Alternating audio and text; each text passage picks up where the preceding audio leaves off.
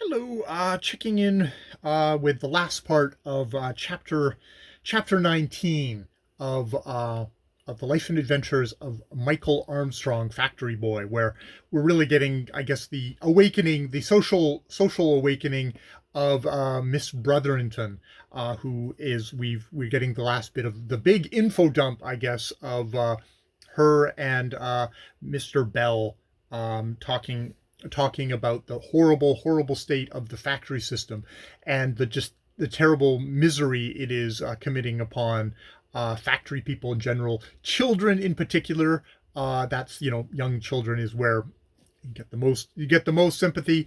They've come up with this. It's like you can have a superhumane system where we're only working children as young as 5, 10 hours a day, which would be an improvement from basically unlimited, basically children falling asleep, getting beaten savagely if they don't continue working at high speeds.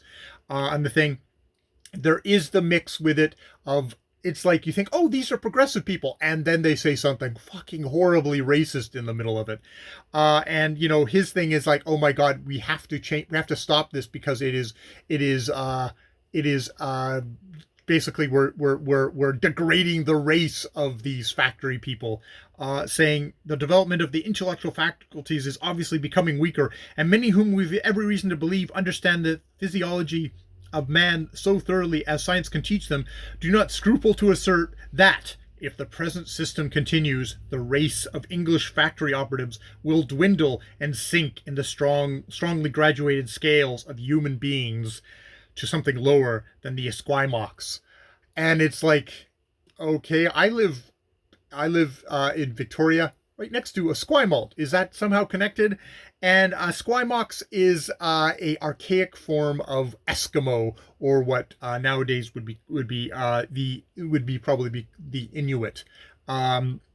So yeah, basically, if we keep on doing this, we are going to racially degrade our pure English people so that they're so low and they're going to sink into the ranks of the Esquimaux. So it's progressiveness mixed with the lovely dominant racial theorizing of the time, with the whites at the very top and something like the Esquimaux, the Inuit, way down at the low thing. So that is the thing that you've got to kind of brace for yourselves in, like, hey, these are progressive people who are actually fighting to actually have like proper working hours, something that still gets kind of struggled with today, but is also mixed with horrible racial theories of that. And I mean, I talked about in the last section of like, this is even worse than the both Bell and the narrator Francis Trollope say that state that that this is worse than the slave trade, the transatlantic slave trade, the enslaving of Africans and bringing them over to the plantations in North America, in the Caribbean and stuff like that. It's just like,